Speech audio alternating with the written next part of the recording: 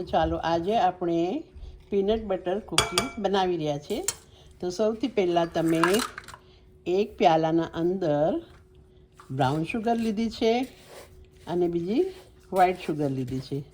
આ બંનેને આપણે સારી રીતે મિક્સ કરીએ. ચાલો મિક્સ થઈ ગયું તો પછી એમાં શું નાખવાનું છે? શુગરના અંદર સાકર છે મિક્સ કરેલી, એના અંદર આપણે શું નાખશું? હવે બટર નાખવાનું છે. બટરને ઓગાળીને નાખવાનું છે. આ છે બટર, માખણ. માખણને શું કર્યું આપણે? મેલ્ટ કરી દીધું, ઓગાળી દીધું ને ઓગાળેલું બટર આમાં નાખવાનું છે. ઓકે, તો હવે આના અંદર આપણે શું નાખ્યું? માખણ. માખણ નાખીને હલાવીએ ને મિક્સ કરીએ. ઓકે,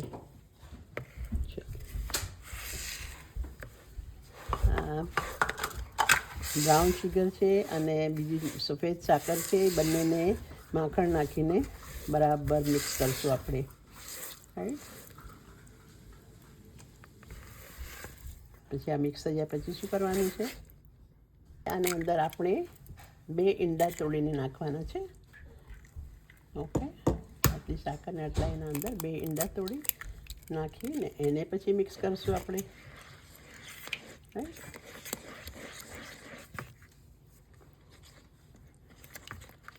આને મિક્સ કરીએ. હવે આના અંદર થોડુંક એવું વેનિલા એસન્સ નાખશું. 1 ચમચ કે 2 ચમચ? નાની 2 ચમચ. ઓકે, આ છે વેનિલા એસન્સ. એને બી નાખીને આપણે હલાવશું, મિક્સ કરશું.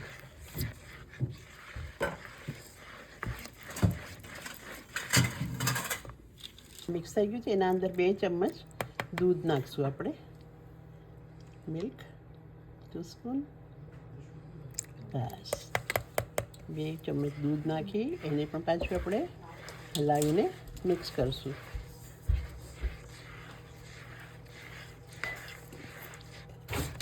હવે શું નાખી રહ્યા છો? Peanut butter.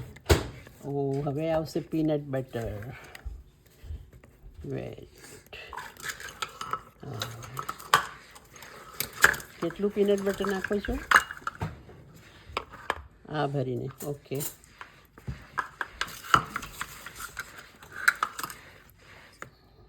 આ બધું મિક્સ થયેલું છે. એના અંદર આપણે નાખીએ છીએ પીનટ બટર. એક આ મોટું ભરીને માપથી પીનટ બટર નાખ્યું અને હવે આ પીનટ બટરને પણ આની સાથે બરાબર હલાવીને મિક્સ કરશું આપણે.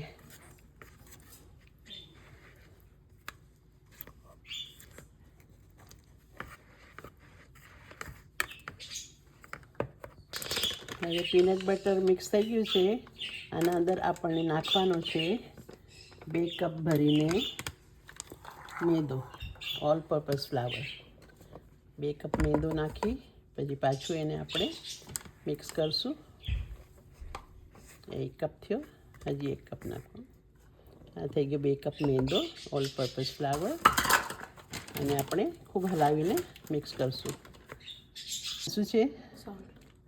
સોલ્ટ. ઓકે, થોડુંક નમક નાખવાનું છે, મીઠું સ્વાદ અનુસાર. અને આ છે બેકિંગ સોડા.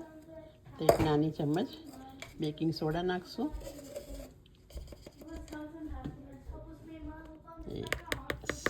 ઓકે, હવે બધા ડ્રાય ઇન્ગ્રીડિયન્ટ્સ નાખી રહ્યા છે આપણે. એ બધા થઈ જાય, બેકિંગ સોડા, બેકિંગ પાવડર, પછી અડધો 1 ચમચ, અડધો ચમચ કોર્નસ્ટાર્ચ છે. આ છે ચોકલેટ ચિપ્સ. અચ્છા, તો આ હવે નાખી રહ્યા છે આપણે ચોકલેટ ચિપ્સ નાખ્યા છે. પેલા એને ફ્લાવરની અંદર બધું હલાવીને મિક્સ કર્યું અને આ મિક્સરના અંદર આપણે નાખી રહ્યા છે ચોકલેટ ચિપ કૂકીઝ માટે. એને પણ સારી રીતે મિક્સ કરવાનું છે. થોડાક એવા આપણે એની અંદર અખરોટ નાખીશું, વોલનટને તોડીને, તો જરાક સ્વાદમાં સારું લાગશે. રાઈટ, પછી આને ઓવનના અંદર મૂકવાનું છે 180 પર. ઓકે, તો ટ્રેમાં નાખીને પછી એને એના પર ઓવનના અંદર મૂકવાનું છે અંદર કે થઈ જાય. પછી જ્યારે બેક થઈ જશે તો તમને પછી રેડી થયેલું બતાવશું. ઓકે, તો આ હતી peanut butter cookies with chocolate chips and walnut.